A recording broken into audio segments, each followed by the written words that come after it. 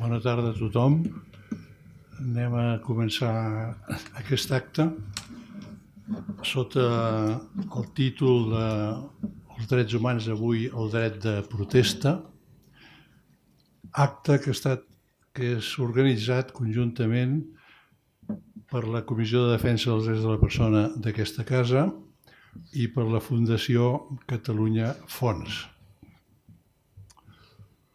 En primer lloc, justificar el meu paper de moderador i presentador. Se m'ha demanat que faci aquesta funció en aquest acte amb mèrits probablement de la meva condició de doble militància en una i altra entitat organitzadora. En efecte, reuneixo la condició de membre de la Comissió de Defensa dels Drets de la Persona d'aquest col·legi des de la seva ja remota creació a principis dels anys 70 del segle passat. I a la vegada he estat fundador i membre del patronat de la Fundació Catalunya també des dels seus inicis a mitjans dels anys 80 del segle XX.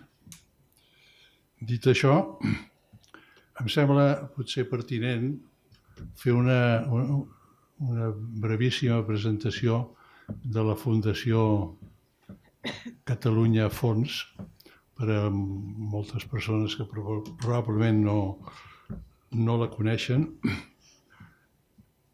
És molt ràpidament. Aquesta entitat va néixer a iniciativa i gràcies a l'empenta del senyor Joaquim Fons, que hi va destinar, d'altra banda, una part molt considerable del seu patrimoni com a capital fundacional de l'entitat.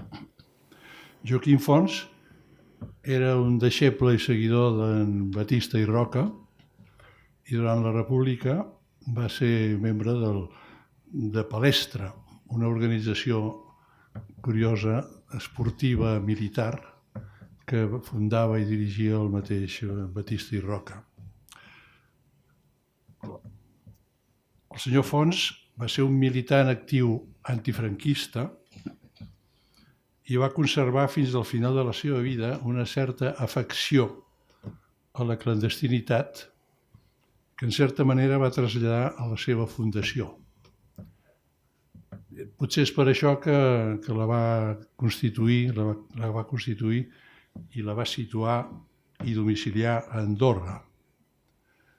La fundació tenia els seus orígens, i fins ara, com a finalitat pròpia, una cosa ben senzilla, molt simple i a la vegada, si voleu, extremadament àmplia. Segons els estatuts, l'objecte de la fundació és la defensa dels drets i llibertats dels catalans. Seguint les seves orientacions, la Fundació Catalunya, durant la major part de la seva ja llarga història, ha desenvolupat una sèrie d'activitats en defensa de la identitat nacional catalana i dels drets humans en general, de forma eminentment discreta.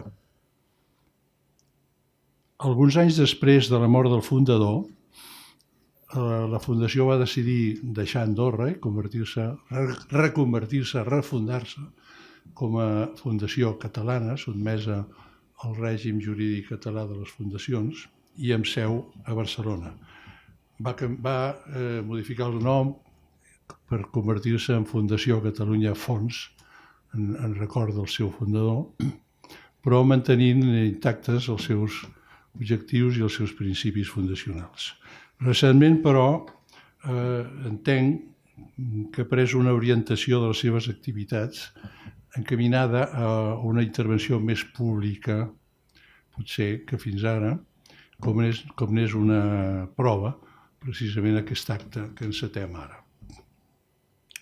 Dit això, com a presentador que en ús de la paraula, voldria fer alguna consideració per justificar l'oportunitat d'aquest acte precisament sobre aquest nom, sobre aquest títol de dret de protesta en el marc dels drets fonamentals, dels drets humans. Sens dubte, entenc que és un plantejament força innovador. Per una banda, està ben clar que la capacitat de protestar és inherent a la condició humana en tot temps i en tot lloc i en tota època i en tota circumstància. Està present i es dona en totes les societats passades i presents. Però si bé la protesta contra el que es considera injust s'ha exercit des de sempre, entenc que només molt recentment se n'ha començat a parlar com d'un dret i com d'un dret fonamental.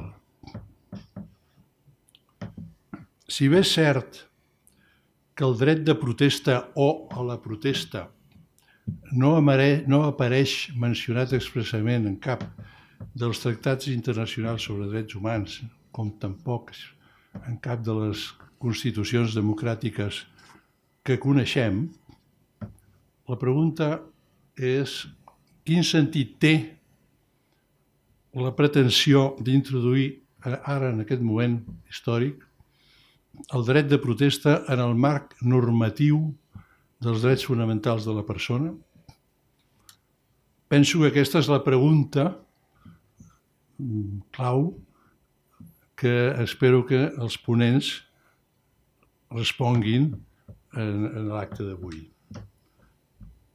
Cal dir, però, que i hem d'assenyalar que aquest debat es planteja en el moment en què s'està produint un canvi radical, evident, en la consideració del concepte mateix de protesta.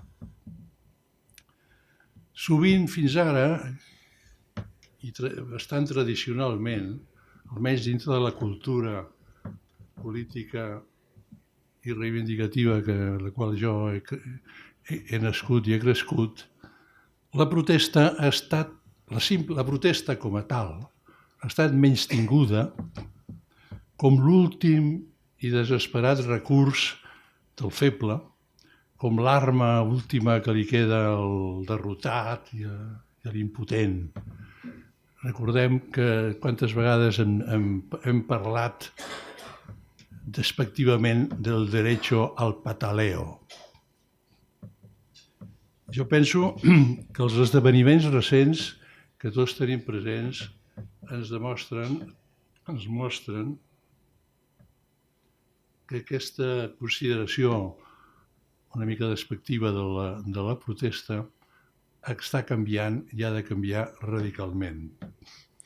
Els esdeveniments que s'han donat i es continuen donant en societats i en situacions molt diverses, però que tenen com a característiques més o menys que trobem en totes aquestes situacions el fet de que la protesta es fa col·lectiva, és massiva, és perllongada en el temps i, sobretot, inclou formes específiques de resistència civil.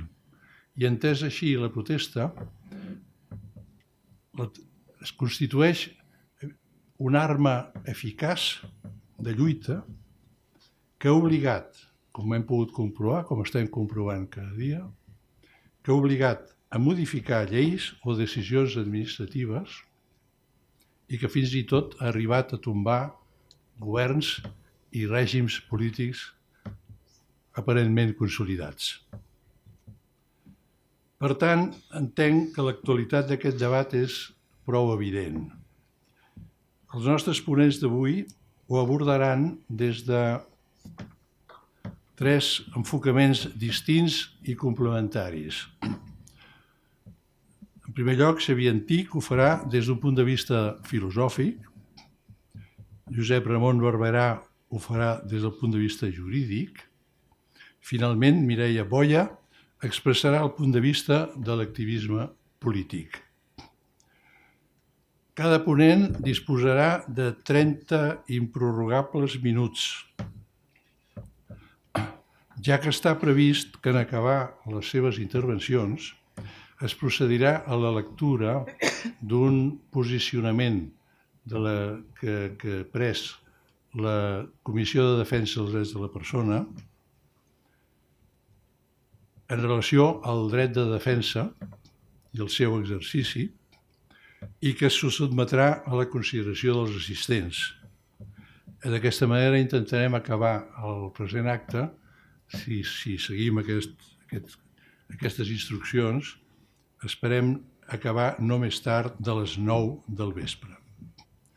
Intervé en primer lloc el professor Xavier Antic, que tinc l'honor de saludar i presentar, que és, entre moltes altres coses, seria llarg d'enumerar, doctor en filosofia i actualment professor de filosofia i teoria de l'art a la Universitat de Girona. Ha estat professor convidat a la Universitat de Stanford, Califòrnia, i a la Universitat Catòlica de Lisboa. És president de la Fundació Antoni Tàpies i membre de la Junta Directiva d'Òmnium Cultural. Ha publicat diversos llibres, els més recents dels quals són La voluntat de comprendre o Filosofia en minúscules. És col·laborador habitual en periòdics i altres mitjans de comunicació i el podem llegir ara en el diari Ara i en el nacional.cat o sentir-lo de viva veu els dimecres al matí amb David Fernández al programa El racó de pensar de Catalunya Ràdio, que és una autèntica delícia que us recomano vivament. Té la paraula el professor Antic. Moltes gràcies, August. Molt bona tarda a tothom. Estic molt intimidat. No és normal que moderi la taula algú que en sap, i disculpeu-me, però almenys parlo per mi, molt més que algun dels ponents, i per tant me sento una mica més que com a ponent, quasi bé com a examinant, diguem-ne, al voltant d'aquestes qüestions de les quals l'August, per teoria i per experiència, n'és un mestre.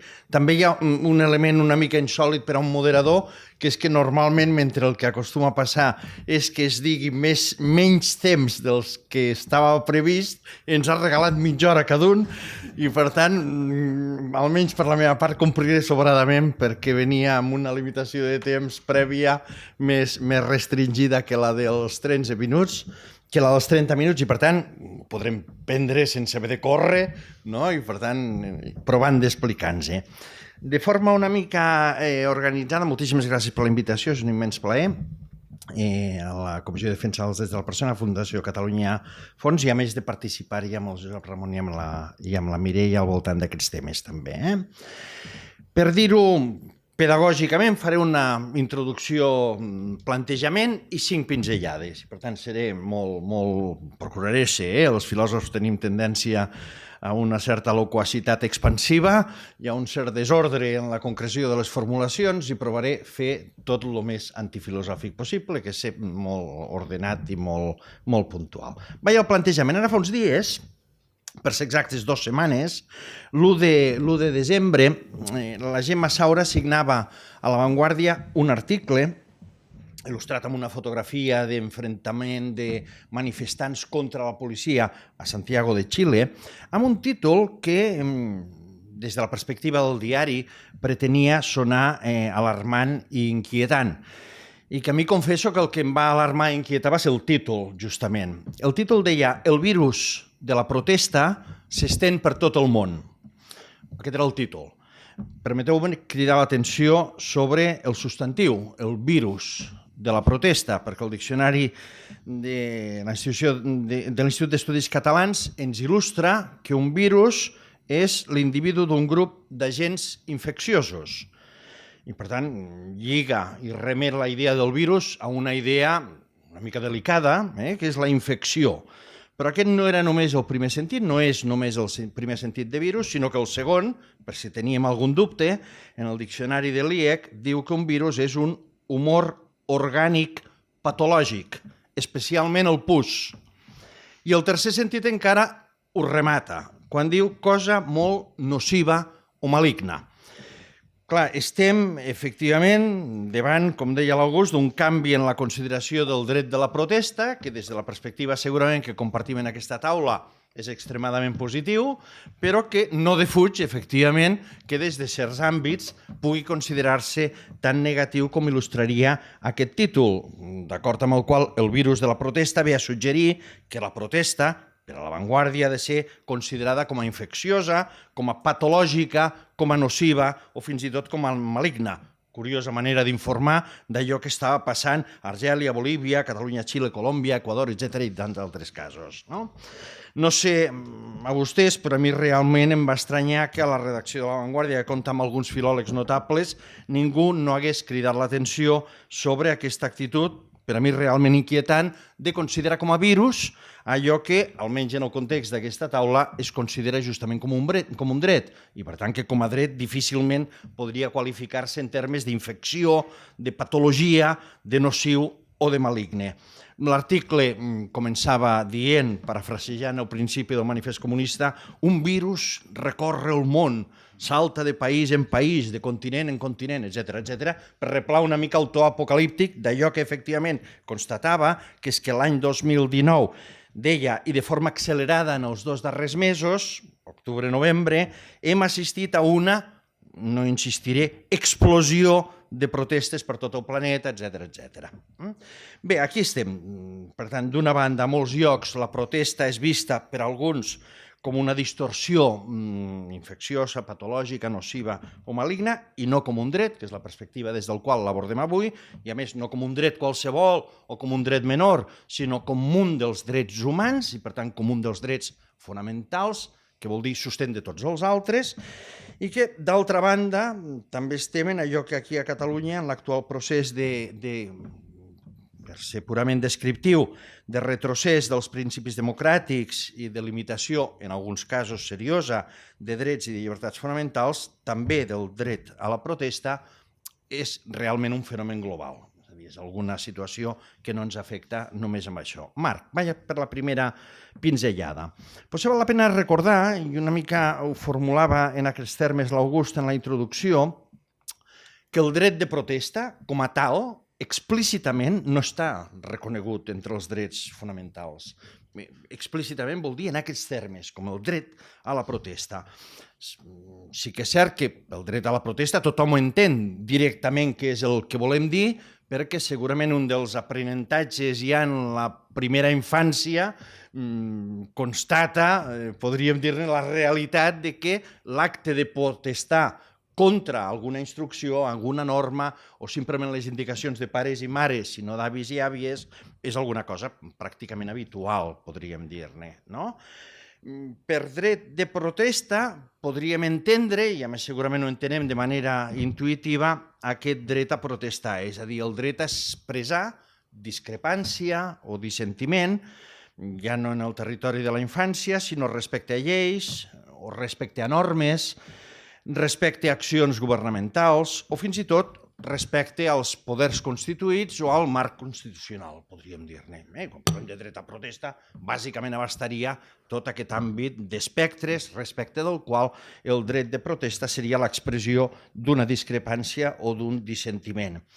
I quan parlem del dret de protesta, està clar que reconeixem la possibilitat purament descriptiva de que sigui exercit de manera individual, per exemple, a través d'un article de premsa o a través de l'opinió basada públicament en el context que sigui, però també el reconeixement que aquest dret de protesta pugui ser exercit de manera col·lectiva. Posem per cas a través d'una vaga. Amb un amplíssim ventall de concrecions de l'exercici de la protesta que anirien des de la simple manifestació del dissentiment o de la discrepància fins a formes més explícites de boicot que podrien arribar fins i tot fins a la desobediència civil. Al meu entendre, podria ser considerat com una de les formes més radicals i més extremes de protesta, a través de la negació a complir allò que una llei obliga o a través de fer explícitament allò que una determinada llei prohibeix. En tot aquest ampli àmbit d'accions que s'obririen aquest ventall, que podríem incloure dintre del dret de protesta, valia la pena recordar que, com a tal, aquest dret de protesta, encara que practicat de manera reiterada constitutivament en qualsevol col·lectiu, no està reconegut explícitament com a tal entre els drets fonamentals. Tanmateix, que no estigui explícitament reconegut com a tal no vol dir que no existeixi. I en realitat perquè, al meu entendre, està implícitament reconegut el dret de protesta, com a mínim, en altres dos drets que sí que mereixen la consideració de drets fonamentals. En primer lloc, el dret a la llibertat d'expressió, ja que es dona per suposat que el dret a la llibertat d'expressió no es limita només a aquelles formes d'expressió que manifesten el seu acord amb les lleis, normes, accions, marcs constitucionals o iniciatives governamentals, sinó que, evidentment, el dret a la llibertat d'expressió està fet per garantir, per protegir la possibilitat d'expressar-ne la discrepància o el dissentiment. De què ens caldria el dret a la llibertat d'expressió si no és per dir no hi estic d'acord amb alguna cosa, no pas per avalar allò que no necessita que ningú ho protegeixi, si hi estic d'acord amb allò que fa el govern o que fa el marc constitucional. Al meu entendre, el dret a la llibertat d'expressió constitutivament inclou el dret al dissentiment i la discrepància, que és l'element, podríem dir-ne, fonamental del dret de protesta. Però encara un altre, que és el dret a la llibertat de reunió i manifestació. També un altre dels SIC explícitament reconeguts com a drets fonamentals, perquè també en aquest cas és fàcil de pensar que es dona implícitament, podríem dir-ne, el reconeixement de que aquest dret no protegeix només la possibilitat de manifestar-se a favor del govern, de les lleis, de les accions o del marc constitucional, cosa absolutament estúpida perquè no necessitaria ser protegit, sinó molt especialment la protecció de la manifestació en contra, cosa que d'altra banda em sembla una evidència, no? Per tant, encara que no estigui explícitament reconegut, sí que està implícitament contingut, al meu entendre, en dos drets fonamentals que bàsicament el que emparen és el dret de discrepància, o el dret d'oposició respecte de poders constituïts o respecte de marcs jurídics o polítics, no? D'acord amb això, és una evidència, jo crec que empírica, que el dret de protesta contingut en aquests dos drets fonamentals empara tota una diversitat de graus de protesta, una diversitat, podríem dir-ne, que escalada, des de la mera expressió de la discrepància d'una llei o de la discrepància d'una norma o d'una acció o d'un marc, és a dir que no s'hi està en contra, fins a altres formes de canalitzar aquesta discrepància en l'esfera pública per tal de promoure la pressió que permeti modificar lleis, normes, iniciatives governamentals o marcs jurídics o constitucionals, o d'impedir fins i tot en determinats aspectes l'acció de govern, no? Per tant, la protesta, al meu entendre, tot i que formalment i explícitament no estigui reconeguda com a dret fonamental, en la mesura que s'inclou en el desplegament de dos dels drets fonamentals, és una forma legítima, diríem un dret, d'antagonisme, que a més, d'altra banda, no defuig la incomoditat de la seva expressió, sempre oposar-s'hi i estar-s'hi en contra, òbviament genera incomoditat, no genera incomoditat l'afirmació i l'estar-hi d'acord, i que no defuig, a més, la confrontació, que sempre provoca l'expressió o la manifestació de la discrepància. Vaja la segona idea. No crec que descobreixi la sopa d'all si recordem el que a hores d'ara torna a ser una altra vegada una constatació empírica. I és que en les darreres dècades, amb l'excusa del terrorisme global o amb l'excusa de la crisi econòmica, per esmentar-ne al meu entendre les dues principals, estem assistint a una erosió dels principis dels sistemes democràtics que tenen la seva manifestació més clara o més evident en una creixent limitació de drets i de llibertats fonamentals que en alguns casos creiem consolidats i en d'altres ni tan sols havien arribat a consolidar-se.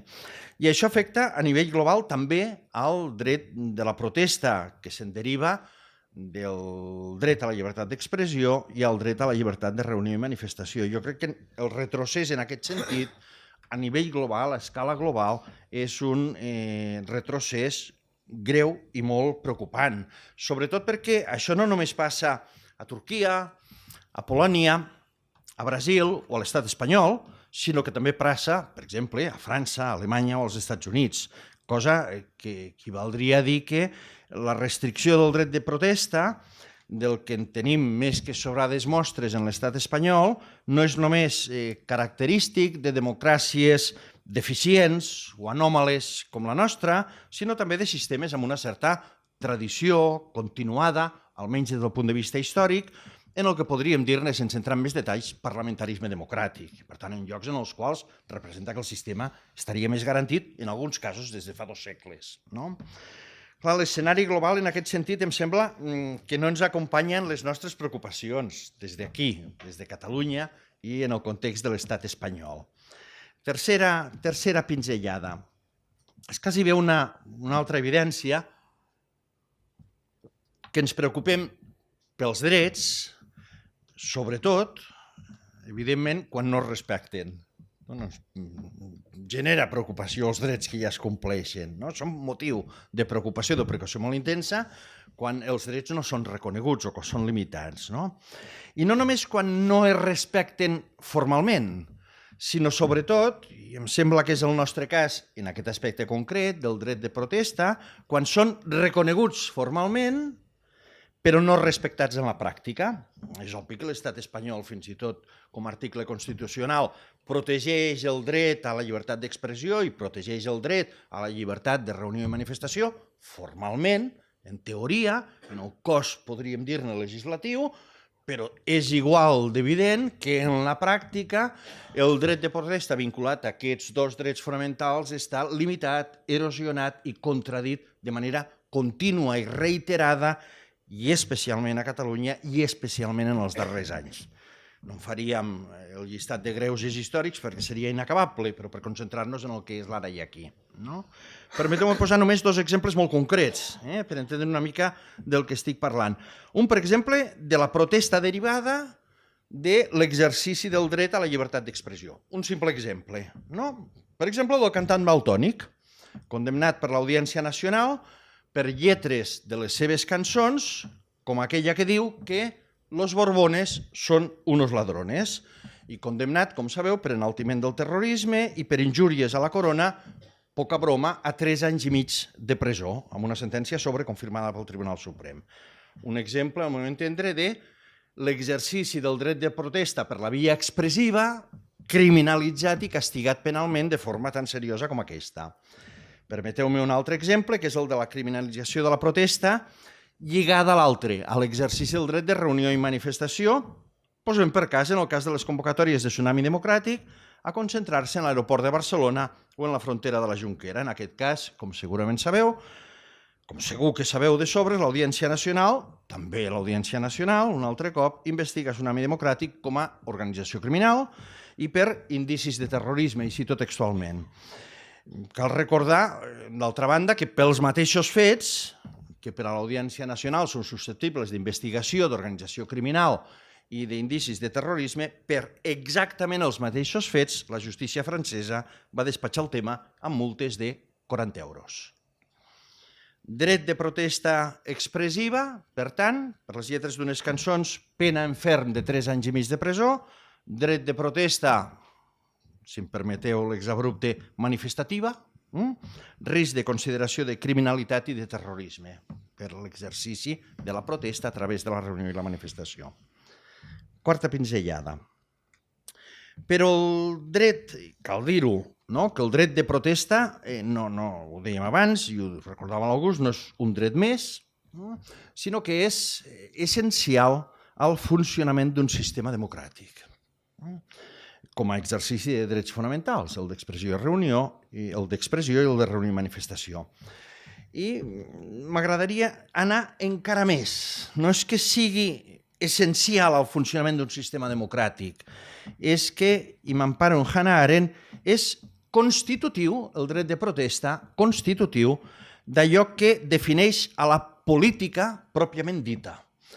Hannah Arendt, una de les grans pensadores polítiques del segle XX, considerava que els sistemes autoritaris, des dels règims tirànics fins als totalitaris, que els règims autoritaris no són una forma de política, no són un règim de política, entre d'altres, sinó ella deia que, pròpiament parlant, suposen la destrucció de la política. És a dir, són essencialment antipolítics, perquè ella sostenia un principi que jo crec que per a nosaltres ja és irrenunciable, que és que el reconeixement de la pluralitat humana, és la condició bàsica, fonamental, primària, quasi podríem dir-ne, de la política, no del sistema democràtic, de la política pròpiament dita.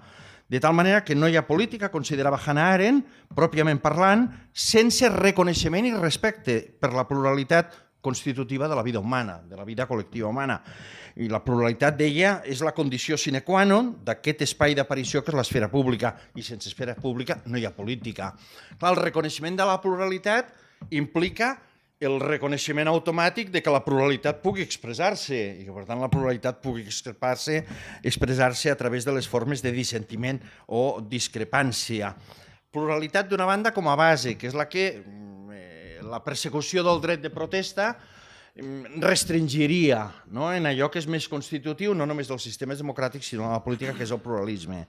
D'altra banda, Hannah Arendt deia també, que són les dues grans tesis de la seva anàlisi, de la perspectiva de la filosofia política, que el sentit de la política és la llibertat i que, per tant, el sentit de la política és la defensa i l'establiment de garanties per al desplegament de la llibertat en tots els seus sentits.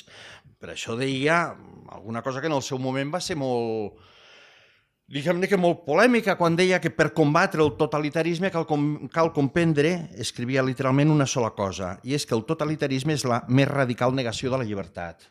Clar, el dret de protesta, al meu entendre, el que posa sobre la taula és la pluralitat constitutiva de la vida política d'una comunitat i, d'altra banda, l'exercici de la llibertat.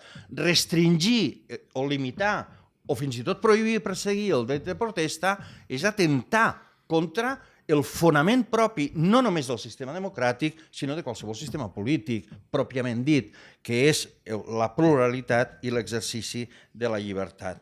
Per això, amb la persecució del dret de protesta s'atenta contra el pluralisme i contra la llibertat, i d'aquí, al meu entendre, la seva gravetat. I cinquena pinzellada, ja per acabar. Els drets fonamentals, com sabeu en aquest context molt millor que jo, són fonamentals per alguna cosa. Són fonamentals perquè són el fonament de tots els altres, perquè d'ells se'n deriven tots els altres, perquè si no es donen aquests fonamentals no se'n pot donar cap dels altres. I el dret de la protesta, encara que no estigui explícitament reconegut com a tal, però en la mesura que està lligat a l'exercici del dret a la llibertat d'expressió d'una banda i del dret a la llibertat de reunió i manifestació d'altra, com dèiem, és no només un dret fonamental, en realitat són dos, no? Sinó que a més és el primer de tots. No? I aquest és un principi de bona part del pensament en l'àmbit de la filosofia política i de la filosofia del dret recent. Roberto Gargarella, abans ho comentàvem, ha fet d'aquesta tesi una de les tesis fortes quan diu que davant de la protesta no n'hi ha prou amb al·legar, per exemple, que el que es desenvolupa al carrer, que la protesta que es desenvolupa al carrer pugui portar aparellada violència, perquè la violència és un altre problema i, per tant, la violència, si és esperada, pot prevenir-se i si irromp s'hauria de canalitzar d'alguna altra manera. I posa un exemple que al meu entendre és molt oportú, quan diu que un individu cometi un acte de violència durant una vaga, no posa en dubte ni en qüestió el dret de vaga, cosa que és una absoluta evidència, no? Per tant, com se pot esgrimir l'argument de la violència en el cas que hi hagin protestes que deriven en violència per a impugnar l'exercici del dret de protesta, cosa que és una barbaritat, que és impugnar el tot per una part, podríem dir-ne, i no ocupar-se de la part, en allò que distingeix, o es distingeix des del punt de vista formal, de lo que seria l'exercici del dret de la protesta. D'acord amb aquest principi, podríem dir-ne que Gargarella sosté i ha teoritzat sobre això que el dret de la protesta no és un dret més, com veníem dient, i com d'altra banda l'August ha suggerit en l'entrada, sinó que, diu Roberto Gargarella, és el primer dret, perquè d'ell, d'alguna manera, d'ell específicament se'n deriven els altres. Gargarella no té res que sigui especialment original en aquest sentit, perquè ja aquesta tesi ha estat definida o defensada per John Rawls en la seva teoria de la justícia, i és la teoria de la justícia de John Rawls estem encarats una mica amb ella com la principal teoria de la justícia del nostre temps, d'aquest segle passat del que parlava l'August abans, no? John Rawls, els filòsofs sempre posen termes una mica complexos per a dir coses que en realitat són molt senzilles. John Rawls parlava de prioritat lexicogràfica, no? Que d'altra banda és una forma de dir, si voleu, que prioritat en la paraula, és la primera de les paraules, no? I ho deia en un sentit que jo crec que és molt essencial i amb això acabaria, i és que la prioritat del dret de protesta deriva perquè, entre tots els altres drets fonamentals, perquè del seu exercici, de l'exercici del dret a la protesta, se'n deriva la possibilitat, d'una banda, de garantir drets existents quan són restringits, per tant, d'oposar-se a la restricció d'altres drets fonamentals, però sobretot, cosa que encara té més importància, perquè del dret de protesta se'n deriva la possibilitat d'aconseguir el reconeixement de drets que encara no són reconeguts en l'actual estat. I per tant, el dret de protesta té un component que no és només reactiu enfront de l'erosió o la restricció de drets, sinó que té també una dimensió que al meu entendre és molt rellevant, que és una dimensió constructiva. No es protesta només respecte d'allò que hi ha, sinó que en la mesura que protesta respecte d'allò que hi ha, està avançant futurs escenaris que en molts casos permeten o generen la modificació de lleis, de normes, d'accions governamentals o de marcs jurídics o polítics. I m'he ajustat, jo diria, que al minut, als 30. Moltes gràcies, Xavier. Bé, a continuació intervé la segona ponència, en Josep Ramon Barberà, a qui també saludo efusivament, i que és doctor en dret, no sé si per la Universitat de Múnich, ho dic bé? No, per la Universitat Autònoma de Barcelona. Doncs aquí s'ha creuat No. alguna cosa, que la informació que m'han passat ja em va semblar una mica... He estudiat a la Universitat de Múnich i de fet vaig començar el doctorat a la Universitat de Múnich, Bueno, però el vaig acabar a l'Autònoma. doncs aclarit. Volta al món i torna al Born. Seria... Perfecte. En tot cas, sí que és segur que no m'equivoco si dic que actualment és professor de Dret Administratiu de la Universitat Pompeu Fabra de Barcelona. Ha estat i és professor de diversos màsters d'especialització i d'accions formatives adreçades a servidors públics i està especialment vinculat a l'estudi del dret públic català, en particular en l'àmbit local. Té doncs la paraula l'amic Barberà. Moltes gràcies, August. Per mi és un honor. Disculpareu aquesta veu nasal. Un amic meu que és logopeda em deia no se t'acudeixi mai passar la veu teva per un micro perquè se't converteix en una mena de veu de robot. Si això ja és de natural, el fet de que vagi constipat ho agreuja. Gràcies per la invitació. Em plau extraordinàriament ser en aquesta taula, compartir taula amb en Xavier, la Mireia i l'August com a mestre de tantes i tantes generacions de juristes del nostre país. Bé, a mi em correspon una mica la part més feixuga, la part jurídica. A més, val a dir que mentre preparava una mica tot plegat, doncs a mi la filosofia sempre m'ha agradat i m'agrada. I per tant, hem coincidit amb en Xavier, amb alguns autors. Hem coincidit amb Gargarella, hem coincidit amb Rawls, i per tant, perfecte, perquè ell ho ha dit d'una manera meravellosa, i per tant, jo em centraré, doncs, és a dir, jo havia posat una mica de filosofia, per entendre'ns, per fer una mica més digerible, no? I ara, esclar, com que ell ja ho ha fet, ara a mi em toca, ho sento, parlar de dret. I a més, de dret públic, i en particular en alguns àmbits que ja us avisaré abans, per que us prepareu, de dret administratiu. Per tant, com dividiré l'exposició? Em referiré en primer lloc amb una petita introducció, que serà ja molt breu i molt petita, perquè ja dic que el Xavier ho ha fet estupendament bé.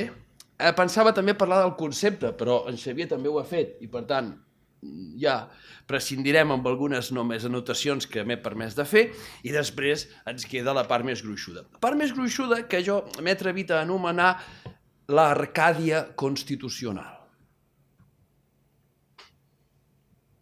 I després, però, lamentablement, la realitat crua. Seria els dos capítols gruixuts, l'Arcàdia constitucional, la realitat crua, i em permetreu al final algunes consideracions més personals.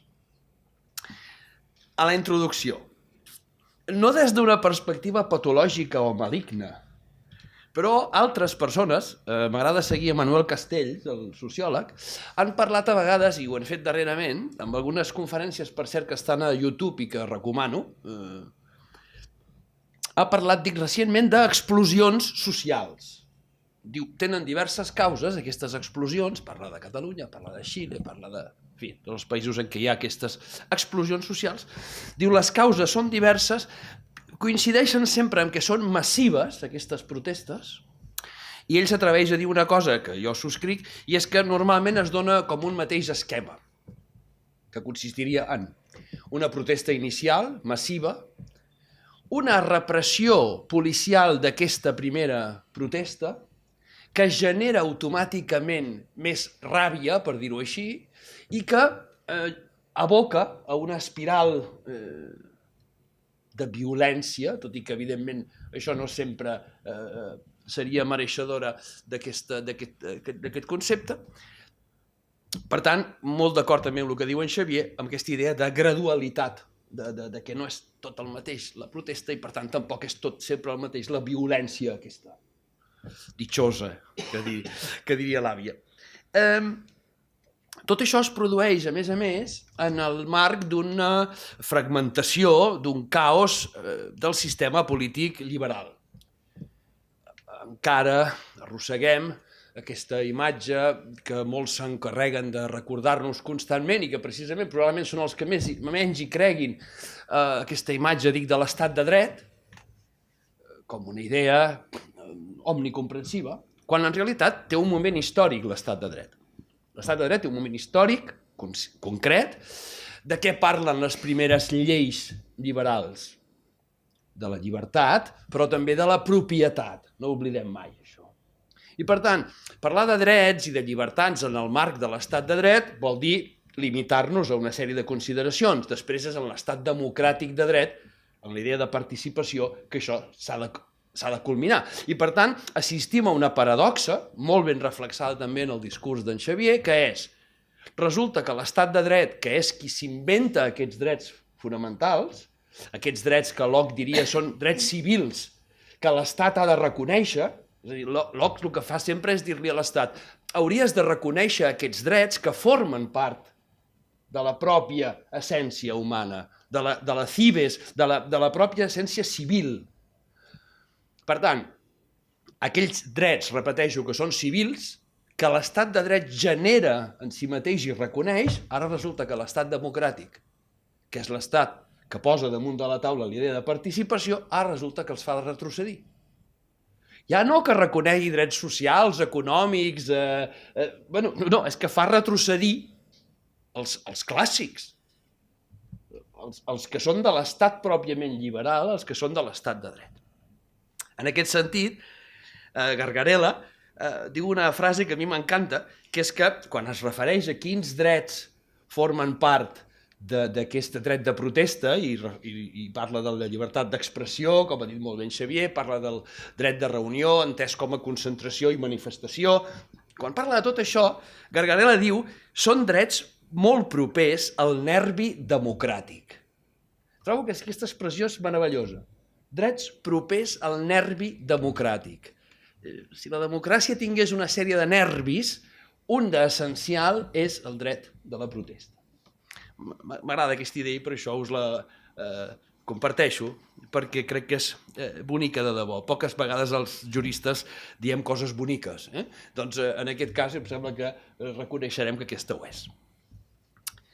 A més, en els darrers temps, encara en l'àmbit aquest introductori i conceptual que em permeto de resumir en aquests moments, en els darrers temps, també ho ha dit en Xavier, el dret de protesta va vinculat a la desobediència civil no violenta. I aquest seria doncs una mica el punt màxim d'exercici d'aquest dret de protesta, és a dir, i això per un jurista convé recordar-ho, és a dir, actes públics conscients, no actes purament inconscients de ai no, jo no ho sabia, no, actes purament conscients i no violents que poden tenir la consideració d'antijurídics, és a dir, d'il·legals, de contraris a la llei, de contraris a la norma jurídica. Per tant, doncs, ja veurem com aquesta és una situació complexa, que el dret de protesta ha de saber acomboiar, i en parlarem, a més, en el context espanyol concret dels darrers temps. Només, per acabar aquest primer bloc, per dir-ho així, conceptual i introductori, recordar una idea que la cita també Castells amb alguna d'aquestes intervencions que estan recollides, insisteixo, al YouTube i que us recomano, que és que diu, i a mi, quan ho vaig sentir, m'hi va fer pensar, he de dir que això en Pere Grau té la culpa perquè va enviar aquesta conferència de Manuel Castells just quan estava jo preparant tot això, suposo que ho va fer expressament, de dir, no te'l deixis, el Castells, i en Castells diu una cosa que em va encantar, diu una mena de denominador comú de totes aquestes explosions socials que ell diu és la idea de dignitat.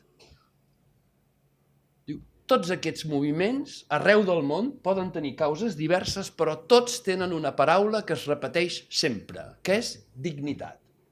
I em va agradar. I vaig pensar, doncs home, això per començar la intervenció ho he de posar ben clar. Feta aquesta introducció, l'Arcàdia constitucional. Article 20 de la Constitució espanyola. Se reconoce el derecho a expresar y difundir libremente los pensamientos, ideas y opiniones mediante la palabra, el escrito o cualquier otro medio de reproducción. Artículo 21, apartado primer. Se reconoce el derecho de reunión pacífica y sin armas. El ejercicio de este derecho no necesitará autorización previa. Apartat segon. En los casos de reuniones en lugares de tránsito público y manifestaciones, se dará comunicación previa a la autoridad, que solo podrá prohibirlas cuando existan razones fundadas de alteración del orden público con peligro para personas o bienes. Què hem de dir d'això?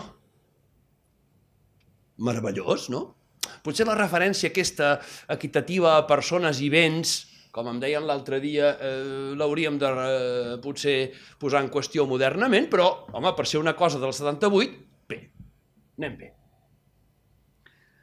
Fins i tot diria que la llei orgànica 9/83 del dret de reunió, per l'època, en alguns aspectes actualment és clarament obsoleta, com amb això de la comunicació prèvia, però diria que no és una mala llei orgànica. Si més no, concediu el benefici del dubte. Aquesta Arcàdia constitucional, fins i tot m'atreviria a dir que en els primers anys de jurisprudència del Tribunal Constitucional va ser relativament desenvolupada amb una certa equanimitat. Posaré exemples. El tribunal diu, en general, que el derecho de reunión es un derecho esencial en la conformación de la opinión pública. Un cauce del principio democrático participativo. I que s'ha d'interpretar, i això ho trobo especialment important, diu, d'acord amb els principis de favor libertatis i de proporcionalitat. Fixem-nos-hi, els dos grans principis del dret públic contemporani. El que prové directament de l'estat de dret, favor libertatis, intervenció mínima dels poders públics, davant de la llibertat, i el que prové del dret públic contemporani. El gran principi del dret públic contemporani és, sens dubte, el de proporcionalitat.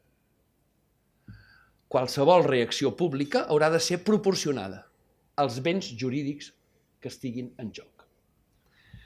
Per tant, el principi de la jurisprudència del Tribunal Constitucional, el principi sembla positiva. Pel que fa a la comunicació prèvia de les manifestacions, ho hem llegit ara fa un moment, diu, el Tribunal deixa molt clar que no equival a una autorització, ja ho diu de fet la Constitució, i diu que l'únic sentit que té la comunicació prèvia d'una manifestació és precisament la possibilitat de que els poders públics puguin garantir el dret de manifestació. Si m'ho dius abans, jo ja miraré que hi hagi unes vies alternatives de trànsit i també protegiré els drets i interessos de terceres persones i dels béns. Però em sembla important això. El tribunal diu, ho torno a dir, la comunicació té sentit perquè les autoritats prenguin les mesures per permetre l'exercici del dret. Això avui en dia, insisteixo, després ho diré, em sembla una mica obsolet, però per l'època ho trobo correcte. Tot i així, però, el Tribunal Constitucional, tot i reconèixer que les manifestacions, diu, sense comunicació prèvia no són il·lícites, fixem-nos què diu el Tribunal Constitucional, després ho veurem molt clar, la llei Mordassa contradiu això. Però el Tribunal diu expressament les manifestacions sense comunicació prèvia no són il·lícites. Però tot i dir això, diu també que l'únic dret de reunió en lloc públic que es reconeix a l'article 21.2 és el que necessàriament s'ha d'exercir comunicant-lo prèviament. Ve a dir, si voleu estar garantits pel dret recollit al 21, heu de comunicar. Si no, no és il·lícit, diu el Tribunal Constitucional, però tampoc esteu protegits per la garantia constitucional.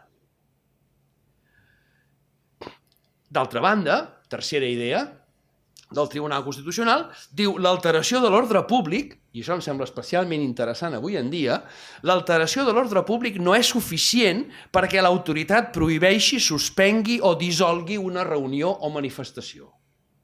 Diu, aquesta alteració de l'ordre públic ha de venir necessàriament acompanyada de perill per a persones i béns. I no com una mera al·legació. Diu, és que això podria ser perillós. No. Cal que el perill sigui real. Com diuen les seves sentències, el perill ha de ser un fet, no una suposició, una mena de dubte fins i tot. No? I finalment, quarta idea. En relació amb l'espai públic, el tribunal reconeix que es dona un especial conflicte entre el dret de reunió i manifestació i la lliure circulació de les persones, que la pròpia Constitució reconeix a l'article 19. El tribunal diu diverses coses. Una primera, el dret de reunió preval en general sobre el dret, sobre la llibertat de circulació. Per tant, primera idea, repeteixo, el dret de reunió, de manifestació en concret, una manifestació no és més que una reunió que es mou, per dir-ho així. Finalment, es podria parlar, de fet, la Carta Europea de Drets Humans parla només del dret de reunió, no diu el dret de reunió i manifestació, diu de reunió, senzillament, perquè quan estem quiets és una concentració i quan ens movem és una manifestació. Per tant, podríem només referir-nos a dret de reunió. Però segueixo. Primera idea, repeteixo en aquest quart bloc, el tribunal diu el dret de reunió, de manifestació en aquest cas, preval sobre la llibertat de circulació i diu, literalment, vaig a citar la sentència, diu, per això, només, no és cita literal, sinó que és, si no la faria en castellà, diu, només es podran prohibir manifestacions si, diu el tribunal, en supòsits de col·lapse circulatori, a veure què us sona tot això, en supòsits de col·lapse circulatori amb immobilització perllongada de persones i vehicles, sí? Diu, les autoritats no poguessin obrir vies alternatives de circulació i no es poguessin prestar serveis, diu literalment el tribunal, d'ambulàncies, bombers, policia o urgències mèdiques. Per tant, la jurisprudència és perfectible, com tota la vida, però Déu-n'hi-do el que diu el tribunal. Insisteixo, podem xifrar aquestes sentències, tot i que són de diversa època, des dels anys 80 fins a primers dels anys 2000. Jo crec que la referència històrica d'acotament, com dirien en castellà, no és baladí. Em sembla que és rellevant, això. L'Arcàdia constitucional. Deixem-la, abandonem-la i aterrem, per dir-ho així, a la realitat i a les restriccions indegudes del dret de protesta, particularment al nostre país. Em referiré, tot i no ser penalista, i a la sala veig que hi ha eminents penalistes que em perdonaran si dic alguna grolleria o dic també alguna cosa que no és, però diríem que m'he limitat a aquella part del dret penal que encara recordo. A què em referiré quan dic la realitat? Em referiré essencialment a dues lleis que desmenteixen aquesta arcàdia constitucional. Una primera, el Codi Penal, que és una llei orgànica, però és una llei, senzillament. No té valor constitucional el Codi Penal. I una segona llei coneguda, la llei Mordassa, la Ley Orgánica de Protección de la Seguridad Ciudadana. Pel que fa al Codi Penal, d'entrada, em sembla que és evident que el Codi Penal manté actualment una sèrie de delictes que són clarament anacrònics, que són delictes que formen part d'un model autoritari d'estat, la mateixa sedició ho és, i les injúries a la corona i una sèrie de coses que estan allà des de fa la intemerata i que segurament en un estat democràtic de dret haurien de ser, si no derogats, absolutament revisats. Com deia ja al segle XIX Feuerbach, la llei penal no només ha de ser prèvia i scripta, deia ell, escrita, no només ha de ser prèvia i escrita, sinó que ha de ser estricta. Què vol dir això? Interpretació absolutament restrictiva dels tipus penals. És allò que els juristes ens agrada tant de dir que és l'última ràtio. No la prima ràtio, sinó la darrera ràtio. I per tant, insisteixo, la llei no només ha de ser prèvia, la llei penal, i no només ha de ser escrita, certa, als ulls del hipotètic infractor de la llei, sinó que també ha de ser estricta. Doncs bé, dit això, apareix una sentència, com sabem, de 14 d'octubre de 2019, dita del procés, que fa una sèrie de coses que a mi em sembla senzillament aberrants, i em permetran que ho digui així. La primera, crec que d'una simple lectura de la sentència es desprèn una idea essencial, que és que la sentència és una criminalització de l'exercici de drets fonamentals. Així, com sona, ras i curt. Dit més tècnicament, si m'ho permeten, la interpretació extensiva de la llei penal guanya a la interpretació restrictiva dels drets fonamentals. Què pesa més? El dret de reunió i manifestació? Què pesa més? La llibertat d'expressió, el dret de protesta en definitiva o la infracció d'una hipotètica llei penal? Òbviament, sabem quina és la resposta del Tribunal Suprem. Aquesta criminalització em sembla aberrant. No entraré en el tipus de sedició, no soc penalista i per tant no m'atreveixo a fer-ho, però a mi, què voleu que us digui? Hi ha una cosa de la sentència que em resulta absolutament increïble. I és la idea que quan el Tribunal afirma l'autoria mediata del delicte de sedició, diu, es va produir l'alçament col·lectiu de 2 milions de persones mitjançant l'engany dels processats. O sigui, la gent que va anar a votar l'1 d'octubre no és que ells fossin una colla de sediciosos. No. Ells van fer un aixecament sense saber-ho. Van ser una colla de gent que els van enganyar. Em sembla un relat propi de contes d'aquests de Perrol, no? Un conte una mica terrorífic, si el pensem, en realitat. Això no sabia si dir-ho o no dir-ho, però ja posats, com que el Xavier d'allò, vaig a dir-ho. És extensible el que fa la sentència a altres situacions no independentistes? Això es debat, això. Alguns diuen, sí, aquest delicte de sedició, aquest nou delicte de sedició, doncs això, tremoleu totes les persones que feu algun tipus de dret de protesta perquè se us aplicarà. I en canvi algú altre diu, no. No citaré el nom de la persona, però sí que diré que és una portaveu de Jutges per la Democràcia que diu que la sentència, diu, no és traslladable a altres conflictes socials i polítics perquè el Suprem ha emmarcat la sedició en el marc d'un pla per aconseguir la independència. I diu, recorda que en les últimes setmanes, quan els ciutadans han desbordat les forces de seguretat per aturar un desnonament, no s'ha obert cap causa penal per sedició. Ho deixo aquí. Però en tot cas, sí que em sembla que en qualsevol cas ens podem quedar amb la idea, no sé, dieu-me agosarat, però ens podem quedar amb la idea que el Tribunal Suprem, en la sentència del procés, diu que els fets del 20 de setembre i de l'1 d'octubre eren generalizados y masivos y que se produjeron escenas de miedo. Els talls i les protestes que hem viscut i que viurem segurament també són i seran generalitzades i massives.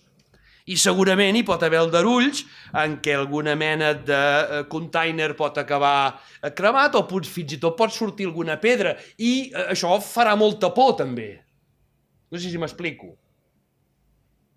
Tumulto, miedo, sedició. Diu, a tot arreu. Home, si els que s'ho plantegen i ho preparen ho fan per aconseguir la independència de Catalunya, tenim la tormenta, si m'ho accepteu així, la tormenta perfecta, la protesta perfecta al nostre país. I per tant tenim altre cop sedició. Aquí ho deixo. Ha entrat l'Àlex i per tant està molt bé que no m'hagi sentit fins ara el que ha dit del Codi Penal. O sigui, mira, ho dono per ben empleat.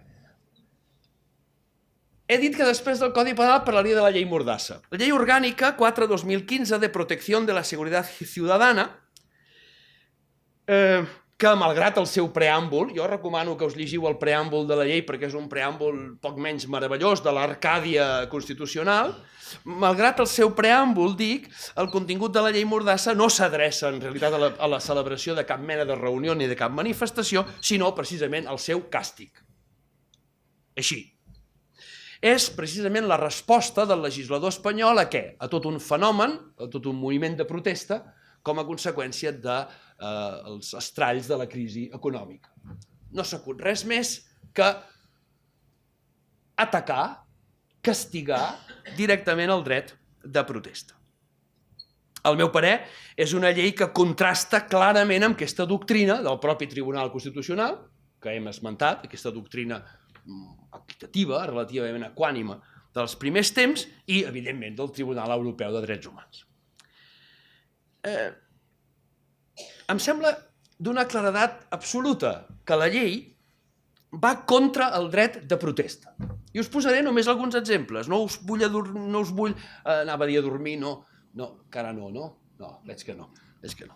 No us vull atossigar, diríem, excessivament, però, per exemple, ves per on? Les manifestacions no comunicades són motiu d'infracció, quan el Tribunal Constitucional ha dit a la seva jurisprudència que no són il·lícites. Per tant, algú que ens ho expliqui. A més, equipara la manifestació no comunicada amb la manifestació prohibida. Cosa ben diversa, no? Que puguin haver prohibit una manifestació per ús d'armes, per presència d'armes, senzillament, per uniformes paramilitars. No, és igual que no la comuniquis. Tot és infracció. I a més, hi ha algunes infraccions que són d'una contundència meridiana, en el sentit de castigar justament el dret de protesta. Us en posaré només una com a exemple. Manifestar-se al voltant de les cambres legislatives, es digui Congreso de los Diputados, es digui Parlament, etc., és en si mateix una infracció.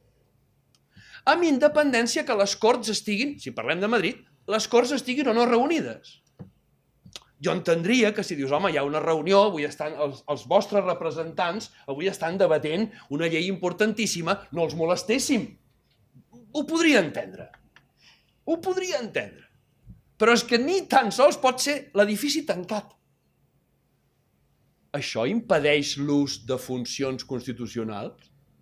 Senzillament es castiga directament la protesta política, la protesta incòmoda, davant de, precisament, el Sancta Sanctorum de la democràcia liberal.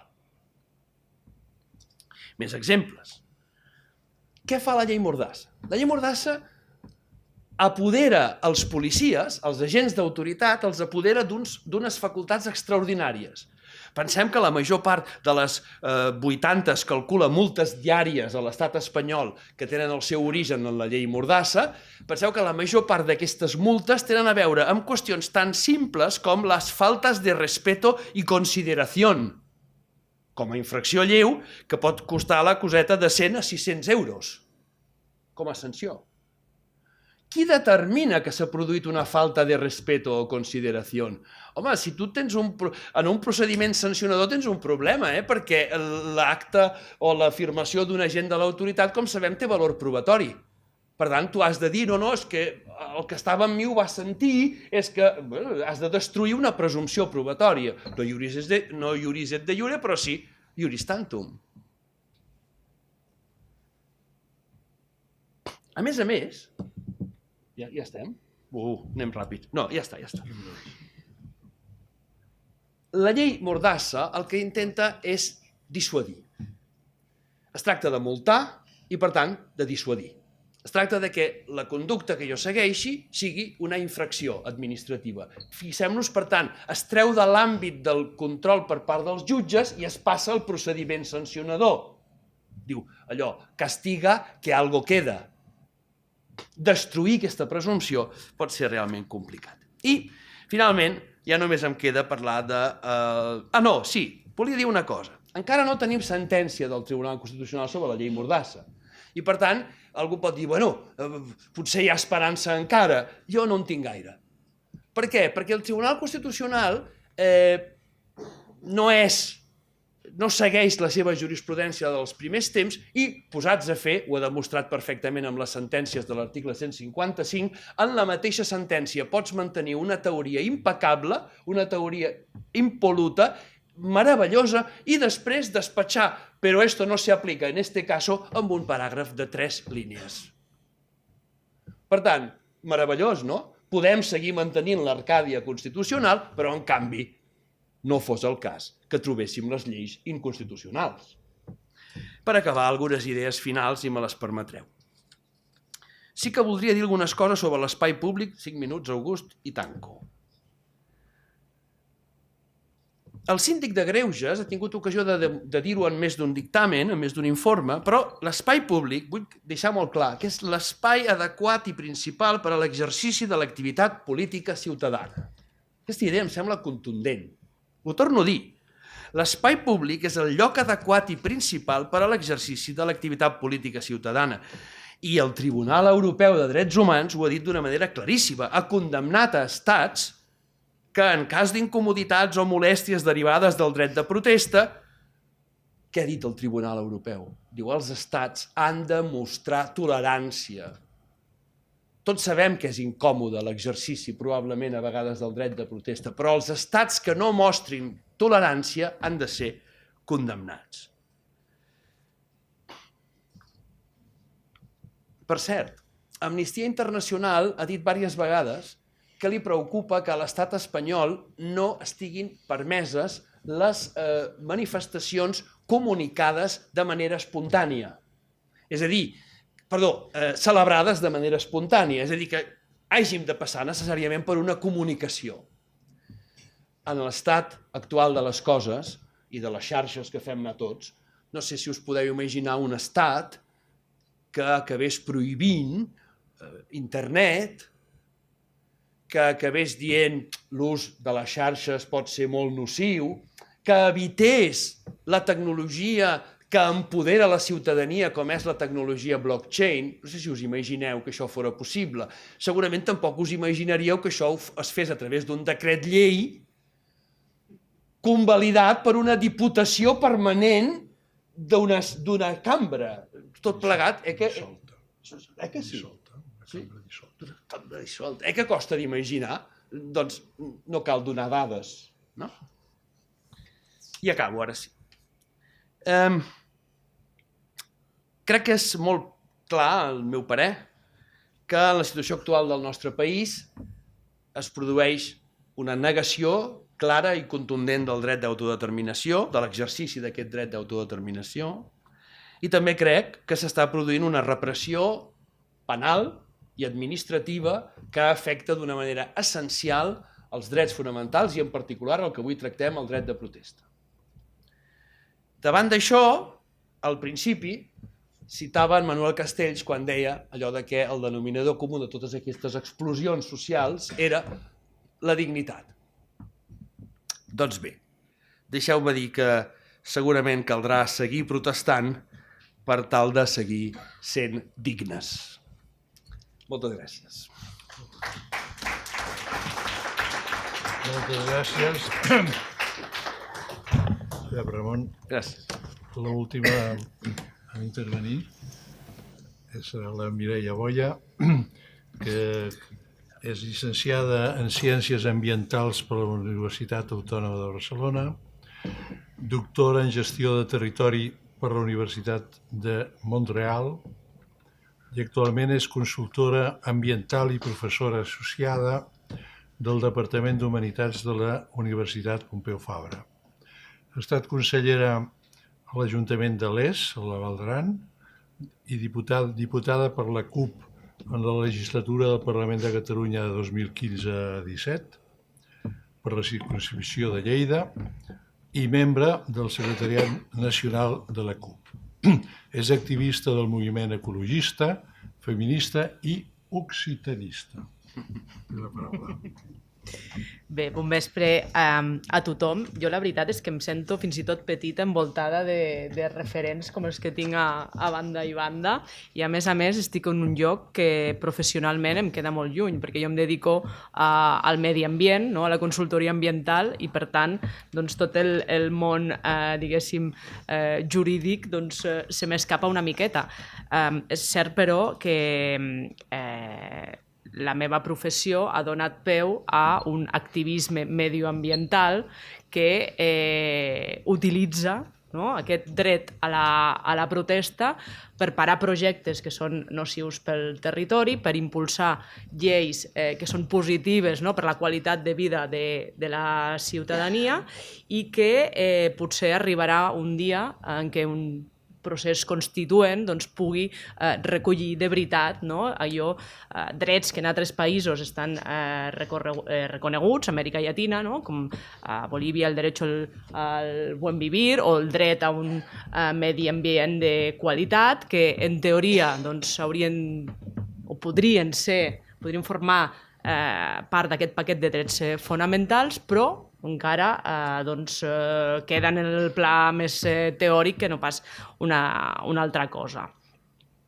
Bé, jo he de parlar del dret a la protesta des de l'activisme, tot i que escoltant el Josep Ramon i el Xavier, jo crec que ja n'han parlat molt d'activisme i han donat molts exemples actuals, diferents moviments que ja exerceixen aquest dret a la protesta, no només per defensar drets, sinó per aconseguir-ne d'altres. Aleshores, intentaré no repetir-me, intentaré complementar algunes coses que han dit, i sobretot jo crec que la funció que m'he fixat és llançar moltes preguntes a l'aire perquè així l'August pugui tancar bé aquesta taula i vosaltres, el públic, inicieu un debat amb tot allò que us hem pogut dir. Per mi el dret a la protesta és un dels drets més importants, ja que aglutina, com deia el Xavier, drets fonamentals, bàsics, com poden ser dret de reunió, la llibertat d'expressió, dret de reunió i manifestació. Aleshores, sense la protesta, molts dels drets que tenim adquirits avui en dia no els hauríem assolit. La protesta és inherent a la condició humana i a la millora de la qualitat de vida de les persones. I com deia al principi, no es tracta només d'assolir drets, sinó també evitar que els estats vulnerin drets que ja tenim assolits, o justament això, evitar que els parlaments o els estats tirin endavant projectes que nosaltres considerem que són nocius, per dir-ho d'alguna manera, que són virus per les nostres vides i pel nostre dia a dia. En aquest marc,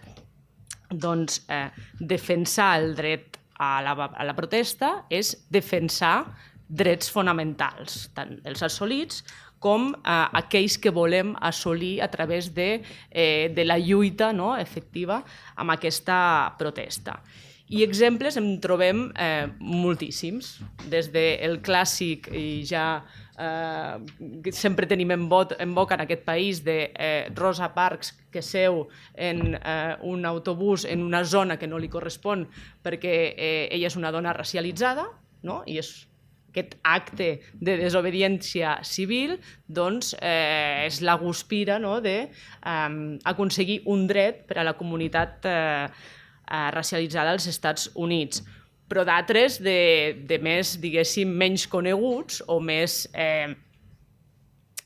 mediàtics, com, per exemple, no sé si coneixeu una senyora que es diu Catherine Switzer, que és la primera dona que va córrer una marató quan les dones no podien fer maratons. I aquesta senyora es va posar el seu xandall i les seves sabatilles esportives i va començar a córrer amb els senyors que sí que podien córrer aquestes maratons. Doncs els policies se li van tirar a sobre, hi ha una famosa foto que està envoltada de la policia que vigilava perquè les dones tenien prohibit córrer aquestes maratons i la primera vegada que es va córrer una és de l'any 1967, o sigui que tampoc diguéssim que fa tant.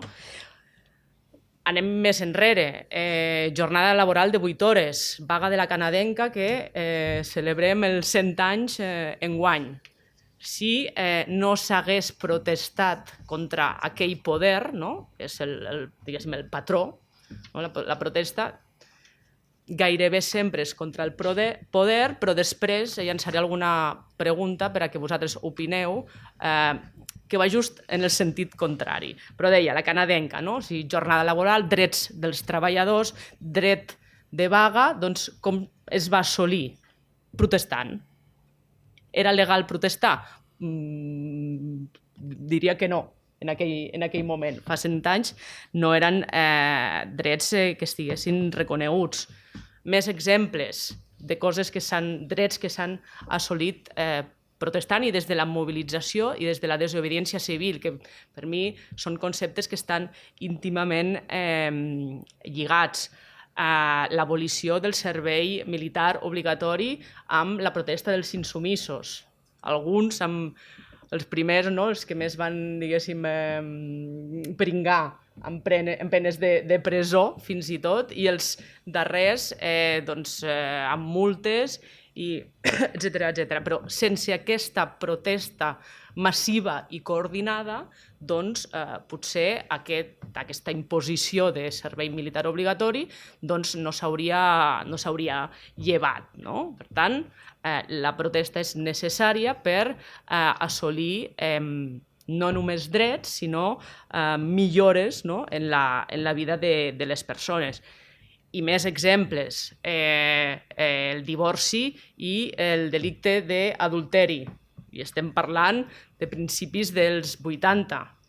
Si massivament moltes dones no haguessin sortit a protestar en contra d'això, dient que no eren adúlteres i que l'única cosa que volien era separar-se dels seus marits i que la llei no els hi deixava deixar de costat a uns senyors que eren nocius, que eren virus per les seves vides, doncs no hauríem aconseguit el dret a divorciar-nos com a dones i no s'hauria tret el delicte d'adulteri del Codi Penal. Aquests exemples que us he donat, i són ja de fa uns anys expressament, doncs han utilitzat diferents metodologies de protesta, totes emmarcades en allò que en diem la desobediència civil, perquè en realitat la desobediència civil pot ser qualsevol cosa o es pot exercir de qualsevol manera o de múltiples formes i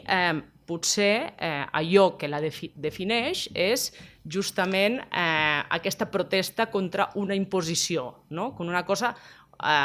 una protesta contra alguna cosa que t'estan obligant a fer i que tu consideres que no és justa i per tant estàs en contra i per tant tens el dret a expressar-te de forma desobedient segons el marc, no, del poder establert.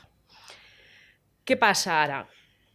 Des de fa uns anys estem en plena regressió de drets. Concretament, estem en aquesta plena regressió del dret a exercir la protesta des de l'any 2015, que n'ha parlat el company Josep Ramon, amb dues lleis. N'hi ha una de la que no has parlat, que jo crec que és important perquè en l'actualitat catalana la utilitzen també per limitar aquest dret a la protesta. 2015, majoria absoluta del Partit Popular allà a l'estat espanyol i aprova dues lleis. La primera, la llei Mordassa, que ja l'ha explicada molt bé, i la segona és la llei antiterrorista. El famós aquest Todo es ETA, i aquesta és important perquè actualment és la que van aplicar a l'Adri i la Tamara Carrasco quan van detenir a la Tamara i l'Adri va haver d'exiliar-se, però és la que estan aplicant a totes les detingudes dels CDRs del 23 de setembre. Per tant, la limitació dels drets no és només llei Mordassa, sinó que és també aquesta llei antiterrorista que estan aplicant a tot aquell que es mobilitza, ja sigui en el marc dels CDRs. Ells creuen ara, l'estat espanyol creu ara que tot aquell que es mobilitza és CDR i per tant els CDR són el dimoni, el terrorisme. I aquestes lleis es van aprovar amb aquesta majoria absoluta amb totes les organitzacions de drets humans de l'estat espanyol i fins i tot internacionals en contra. És a dir, ja en aquell moment hi va haver protestes, tant al carrer com a través dels moviments socials i aquestes organitzacions internacionals, advertint d'aquesta regressió de drets que estava aprovant el govern del Partit Popular. I això és important perquè si parlem de drets humans, i torno al principi, dret de reunió, manifestació i llibertat d'expressió, doncs les dues lleis que més afecten actualment als moviments socials i a l'exercici d'aquest dret de protesta ja van tenir l'advertència unànime de totes les organitzacions pro drets humans de l'estat espanyol. Si més no, dona per pensar. L'evolució de tot això? Bé, l'acció popular, l'acció de protesta, s'ha convertit en un enemic pel poder polític. Tot aquell que protesta és enemic del poder i, en canvi, no s'ha optat per la via que jo considero que hauria de ser la normal, que és que aquesta acció popular fos un dret a la participació política de la ciutadania.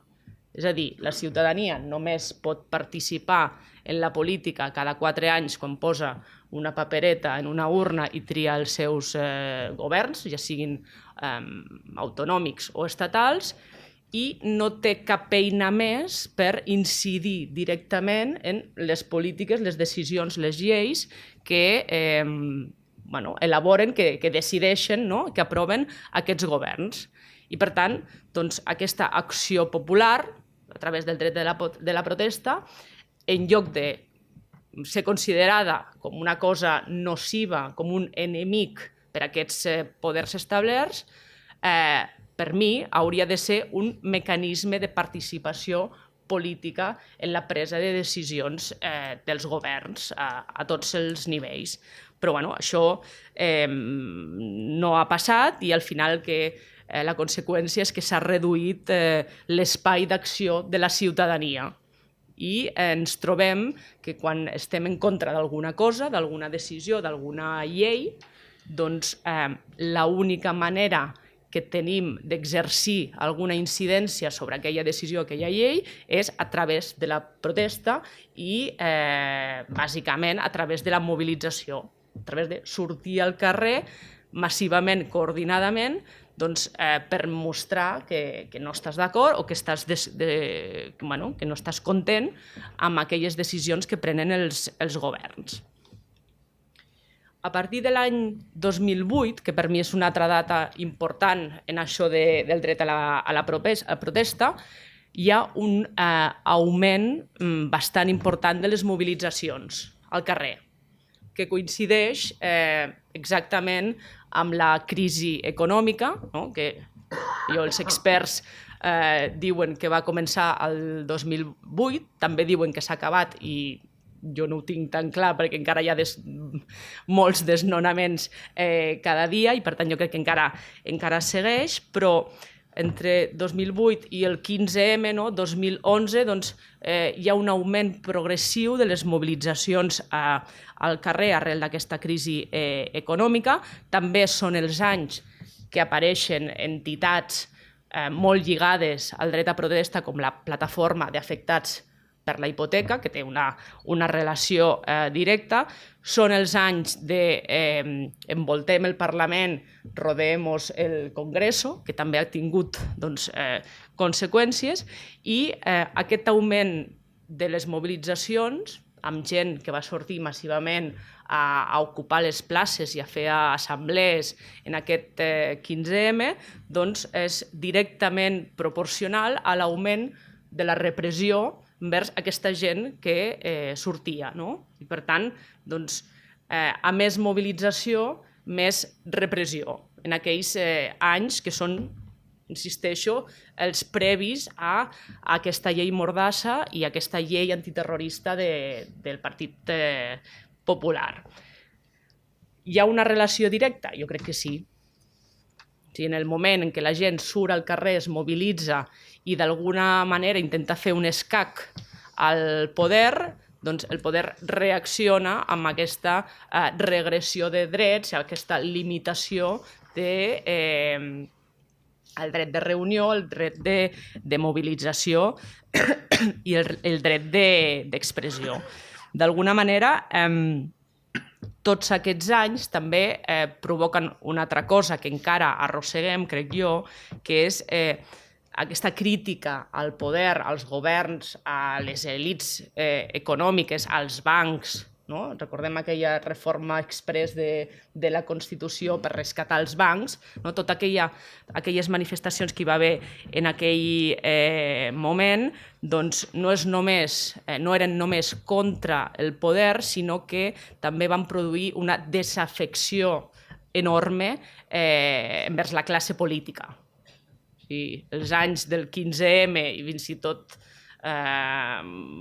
fins fa poc, doncs hi havia una desconnexió brutal entre la gent mobilitzada, la ciutadania, i els polítics que feien les seves coses als seus parlaments i als seus congressos i a la Moncloa. No? I això ho dic perquè crec que arrel de les sentències s'està produint un fenomen similar, d'aquesta desconnexió entre la gent mobilitzada, que continua protestant al carrer, i el que estan fent els nostres polítics a dins de les institucions. I això és molt perillós, perquè si hi ha desafecció és, diguéssim, el brou de cultiu, no sé si es diu així en català, sí, vale?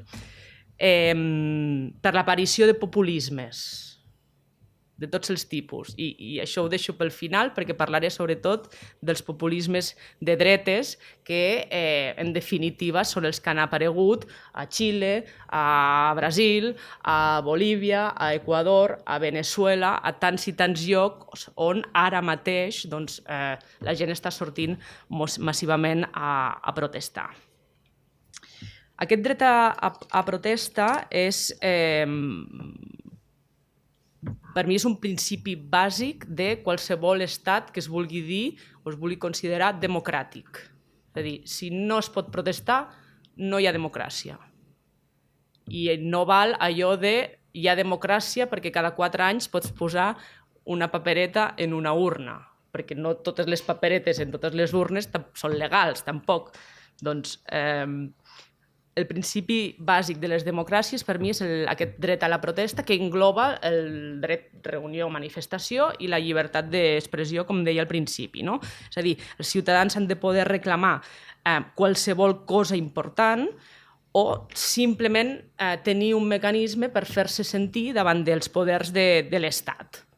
I la manera de fer-ho, l'única que tenim ara mateix, és justament aquest sortir al carrer perquè amb les altres vies que tenim doncs no n'hi ha prou.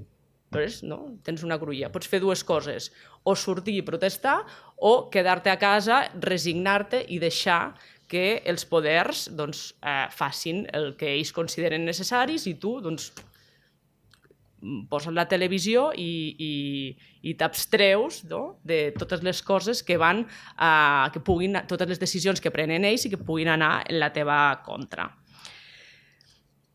Jo crec que no, o sigui, que el que cal fer és sortir i manifestar-se, defensar i reclamar drets. Les dues coses, com deia al principi, perquè al final els drets que hem conquerit es defensen exercint-los i els drets alhora, no? Els drets no es conquereixen sols, sinó que cal reclamar-los.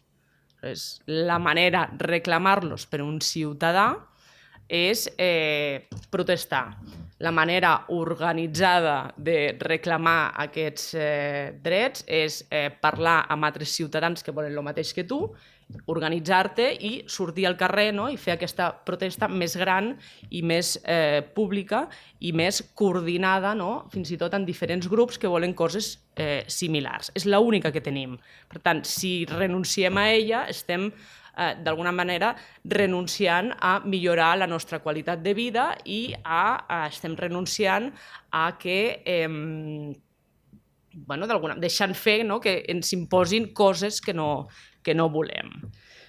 I per tant, doncs, la manera més efectiva és exercir aquest dret a la protesta, que és el que està passant a tants i tants països que són notícia en les darreres setmanes i mesos. No? Fins i tot alguns veïns nostres, no? Es parla molt de Xile, Bolívia o Hong Kong, però França, no? Les armilles grogues porten 1 any i mig sortint cada cap de setmana a protestar en contra de les polítiques del govern de l'estat francès. I ara doncs, crec que porten ja més d'1 setmana de vaga general total i absoluta perquè no estan d'acord amb les decisions que s'han pres amb el sistema de pensions. Nosaltres aquesta cultura tan afrancesada de sortir, diguéssim, d'una manera tan recurrent, no la tenim, però si comparem dos països que són veïns pel que fa a la criminalització d'aquest dret a protestar, veurem que, tot i ser veïns, som la nit i el dia. I agafo l'exemple francès justament perquè som que tenim aquest veïnatge i per tant podem tenir certes similituds socials. Desenvoluparé breument 4 aspectes que crec que cal tenir en compte i que espero que serveixin per llançar una mica el debat, que són la violència institucional pel que fa al dret a la protesta, aquest debat sobre els usos de l'espai públic que ha llançat ja el Josep Ramon, la qüestió de l'extrema dreta, de si l'extrema dreta té dret a protestar o no té dret a protestar, i, per últim, aquesta criminalització, judicialització que hem viscut sobre aquest dret a la protesta. En el primer, per parlar de violència institucional, perquè se'n parla molt de la violència. El moviment independentista català és violent. Llei antiterrorista, 9 presos polítics encara a Madrid, les detingudes del 23 de setembre, aquesta criminalització del tsunami democràtic quan en realitat encara no saben què és, i parlen de violència. I la primera cosa que ens hauríem de preguntar és què és violent. Si podem parlar de violència o hauríem de parlar de violències, perquè per mi n'hi ha moltes de violències. no? I per mi potser la violència és un desnonament al Raval pels mafiosos de Desokupa escoltats pels Mossos a una senyora que té 87 anys i que té una pensió de 400 euros. O sigui, per mi això és violència i és violència institucional i violència econòmica. Per tant, el concepte de violència, doncs, des del punt de vista fins i tot filosòfic, doncs, donaria potser per tota una altra tarda de debat específica. Però sí que és cert que en aquestes mobilitzacions, en aquestes protestes al carrer, doncs hi ha situacions d'abusos policials i fins i tot hi ha maltractaments policials. I arrel de la reacció a la sentència del passat mes d'octubre, doncs hem vist als mitjans de comunicació, i ara tenim la sort de que tots tenim un telèfon mòbil que pot gravar coses que abans potser a l'època franquista doncs, no es podien gravar i per tant sí que era la teva paraula contra el policia, però ara tenim la sort de que determinades accions policials que vulneren els drets dels manifestants doncs, són enregistrades, no? I aleshores és més difícil que aquesta presumpció de veracitat que tenen els policies doncs, diguéssim, doncs, sigui la que s'utilitzi per condemnar els manifestants. Però, en tot cas, aquesta violència institucional s'exerceix, d'alguna manera és un deure dels advocats vetllar, vigilar els cossos i forces de seguretat tant de l'Estat com els d'aquí, com els Mossos d'Esquadra, perquè no l'exerceixin. I exemples de les sentències, però en tenim moltíssims en altres àmbits. Us poso l'exemple de les Femen, aquestes feministes que es presenten en reunions de Vox o de senyors que estan en contra dels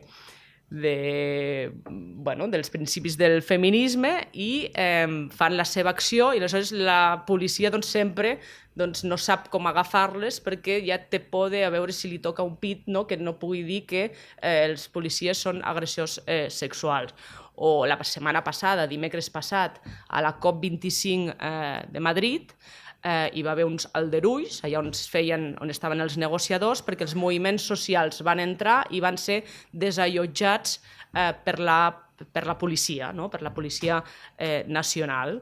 Doncs les forces de seguretat sempre tenen un paper polèmic a l'hora d'exercir el nostre dret a la protesta. I monitorització i denúncia sempre caldria fer-ne.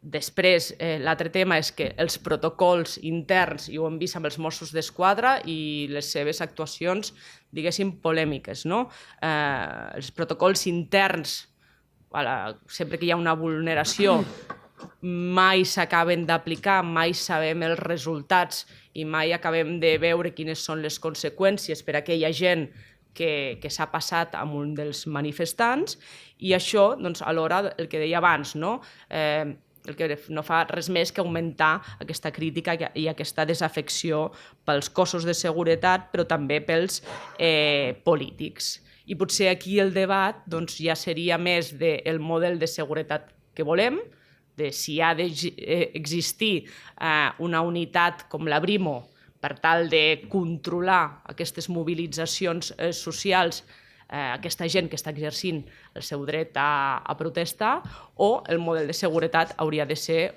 algun altre. Però això també seria tema d'una altra taula rodona i, per tant, no hi entraré més. En tot cas, deixo la pregunta aquí, no? O sigui, quin és el paper que poden, o quin és el límit que tenen els cossos i forces de seguretat, la policia, els Mossos, a l'hora de limitar aquest dret a la protesta. En segon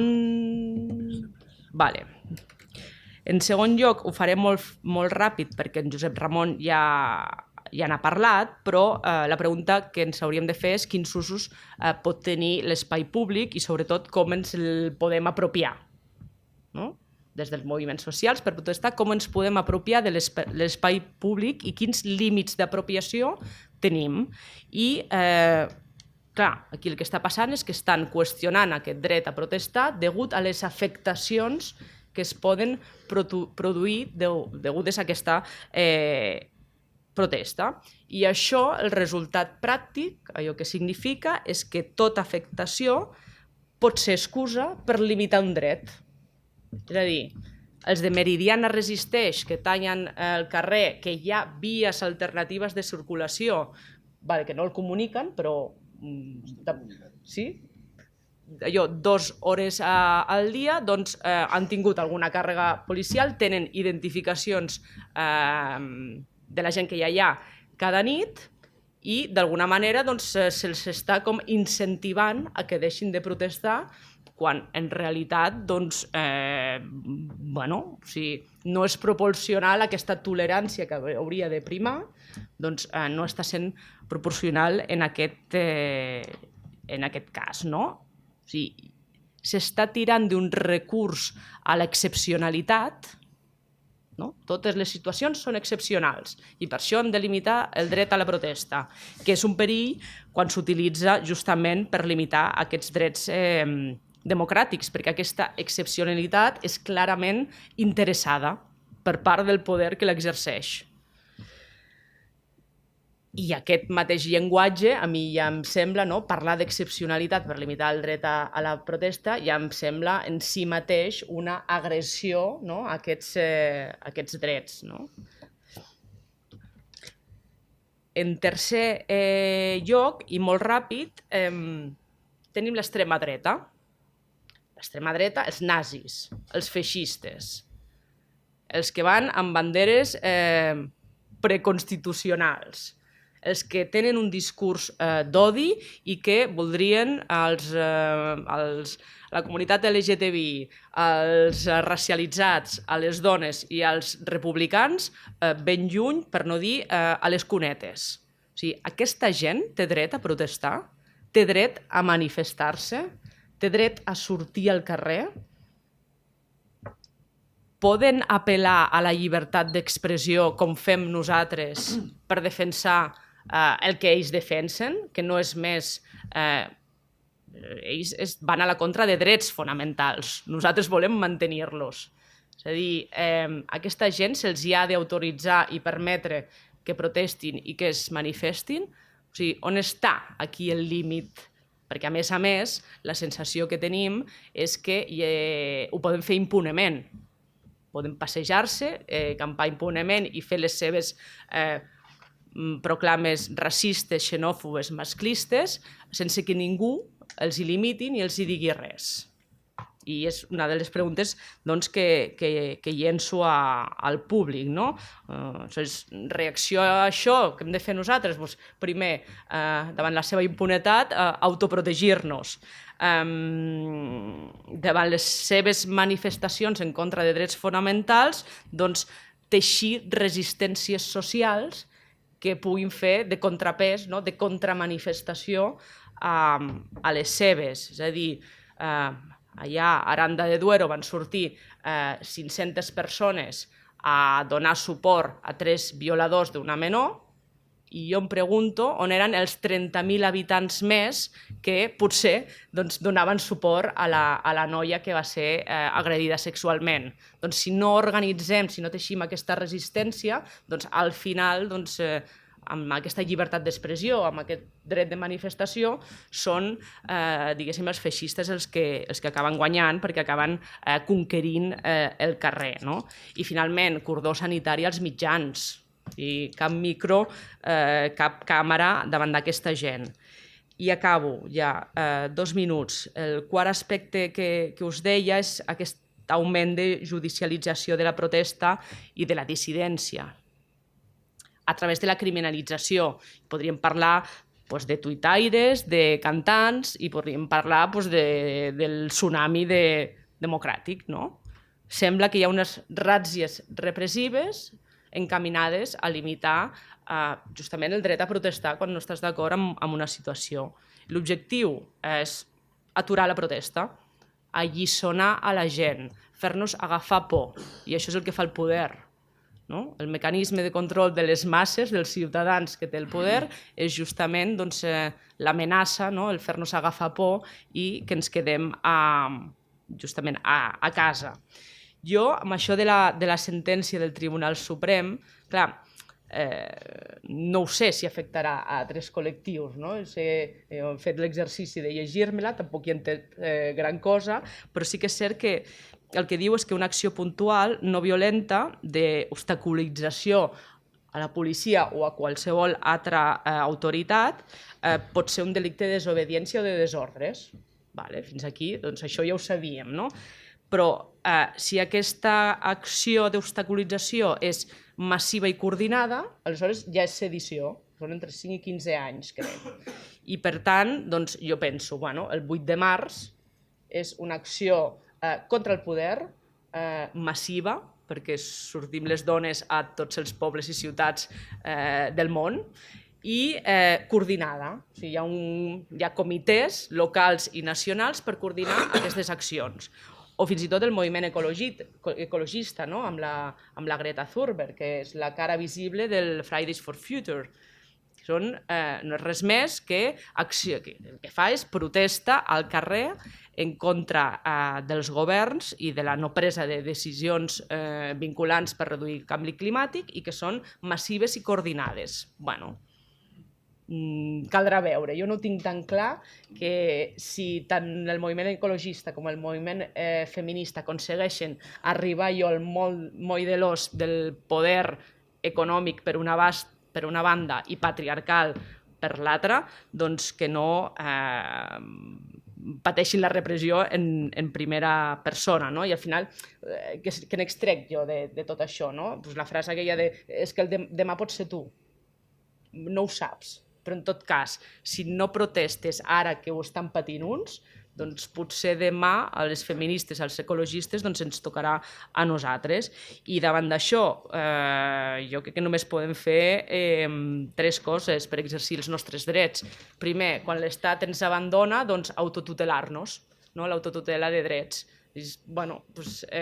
A mi m'han abandonat, doncs d'alguna manera l'única cosa que puc fer és jo mateixa, coordinat massivament amb la gent que pensa com jo, doncs vetllar per aquests drets i per tant soc jo que prenc la tutela per garantir-los. En segon lloc, no em puc autocensurar. Per molt que en Valtònyc s'hagi hagut d'exiliar, per molt que el Pablo Hasél hagi hagut de estigui pendent de si entra o no entra a la presó, per molt que hi hagi tuitaires que han estat a la presó o que han de pagar multes considerables, no em puc censurar, perquè si em censuro, diguéssim, guanya el poder. On està el límit crec que és individual, cadascú se'l posa. I finalment, si ens prohibeixen drets, el dret a manifestar-nos, la reacció que hem de tenir és manifestar-nos més. Si ens prohibeixen el dret a reunir-nos, el que hem de fer és continuar reunint-nos per mantenir aquest dret. I això l'única manera que conec jo de fer-ho és a través de les múltiples formes de desobediència civil i hi ha manuals que te les ensenyen totes i es tracta bàsicament d'organitzar-se, coordinar-se i seguir fent-ho de manera massiva, perquè si renunciem als drets, què ens queda? La televisió, Netflix. Ho deixo aquí, moltes gràcies. Molt bé, moltes gràcies.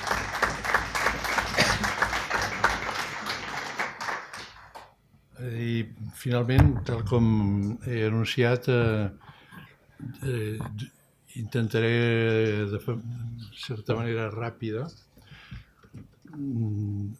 donar lectura al posicionament que ha pres la Comissió de Defensa dels Drets de la Persona i del lliure exercici de l'advocacia sobre el dret de protesta i com a conclusió de la jornada de debat que sobre aquesta qüestió hem tingut ocasió de compartir.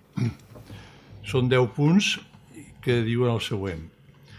Tots els tractats internacionals de drets humans i també la Carta Europea de Drets Fonamentals reconeixen i protegeixen els drets a la llibertat d'expressió, de reunió i de manifestació pacífiques, caràcter que no desapareix amb l'exercici de la resistència passiva. Aquests drets són l'expressió de la crítica i la dissidència polítiques i el seu exercici configura el dret de protesta. En el model d'estat democràtic, el dret de protesta té un caràcter especial perquè serveix per a sostenir la resta de drets. No només ha de permetre a la ciutadania preservar intactes els drets amb què ja compta, sinó que també ha de possibilitar la lluita pels drets individuals i col·lectius que encara no li han estat reconeguts per l'Estat. L'exercici d'aquest dret pot incomodar, dificultar o impedir temporalment activitats de tercers que no hi participin. Les autoritats públiques l'han de permetre encara que no hi estiguin d'acord. El Tribunal Europeu de Drets Humans ha condemnat els estats per no haver suportat i tolerat l'exercici dels drets de reunió i manifestació pacífiques, fins i tot en els supòsits en què no hagin estat notificades prèviament. L'espai públic és el lloc adequat i principal per a l'exercici de l'activitat política ciutadana. En una societat democràtica, l'espai urbà es converteix en un àmbit de participació i no només de circulació, com ha reconegut el propi Tribunal Constitucional espanyol. Segons el Tribunal Europeu de Drets Humans, el dret de reunió i la llibertat d'expressió són pilars imprescindibles de les societats democràtiques. Constitueixen restriccions indegudes i són contràries a l'exercici dels drets a la llibertat d'expressió i de manifestació, al dret de protesta, els actes que tenen un efecte dissuasori del seu exercici per part dels ciutadans i ciutadanes com ho són les sancions penals o administratives. Les possibles restriccions a l'exercici d'aquests drets s'han d'establir per llei i, en tot cas, han de ser les mínimes necessàries i proporcionades a la protecció del fi legítim regulat per la llei, sense oblidar que els drets fonamentals no poden ser desplaçats per altres interessos que no tinguin la mateixa jerarquia jurídica. Els drets fonamentals a la llibertat d'expressió i de reunió poden ser vulnerats per lleis, per resolucions judicials i per actuacions dels poders públics. De fet, en els darrers anys s'han promulgat lleis com la Llei Orgànica de Protecció a la Seguretat Ciutadana, la reforma del Codi Penal de 2015 i el Real Decret Llei 14/2019 de 30 d'octubre, que tenen per objecte dissuadir de l'exercici d'aquests drets fonamentals. El dret a la llibertat d'expressió també està sent vulnerat reiteradament i greument en les expressions festives, reivindicatives, culturals i artístiques, i més recentment a l'àmbit de les comunicacions virtuals, amb el tancament de pàgines web i amb controls administratius previs sense supervisió judicial.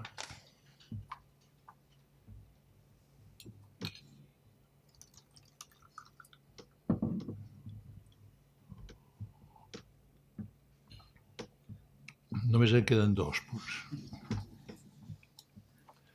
Entenem per això que són restriccions indegudes a l'exercici del dret de protesta, la manca de claredat del tipus penal de sedició del Codi Penal i la interpretació i la utilització que n'ha fet la Sala Penal del Tribunal Suprem en la sentència de 14 d'octubre de 2019 criminalitzant l'exercici del dret de protesta.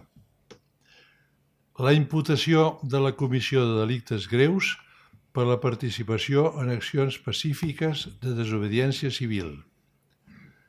La imposició de sancions econòmiques per part de les autoritats governatives que per la seva quantia siguin dissuasives per l'exercici dels drets de llibertat d'expressió i manifestació. I, finalment, les detencions preventives sota l'acusació de suposats delictes greus que pretenen legitimar presons provisionals decretades judicialment i que poques setmanes després són revocades. En definitiva, un estat democràtic avançat no ha de limitar-se a permetre la protesta col·lectiva, sinó que ha de promoure les condicions necessàries per a que la ciutadania s'expressi en llibertat i, per això, en el cas que la protesta comporti accions de desobediència civil no violenta, cal ponderar especialment la reacció dels poders públics, en particular de les forces i cossos de seguretat. Això és tot.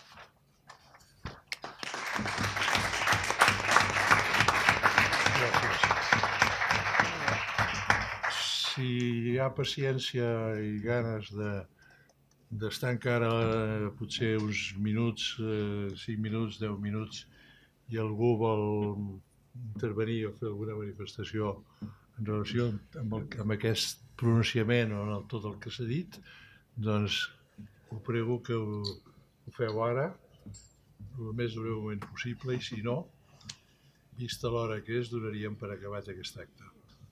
No hi ha ningú que vulgui intervenir, especialment? Doncs moltes gràcies a tothom per haver vingut en aquest acte.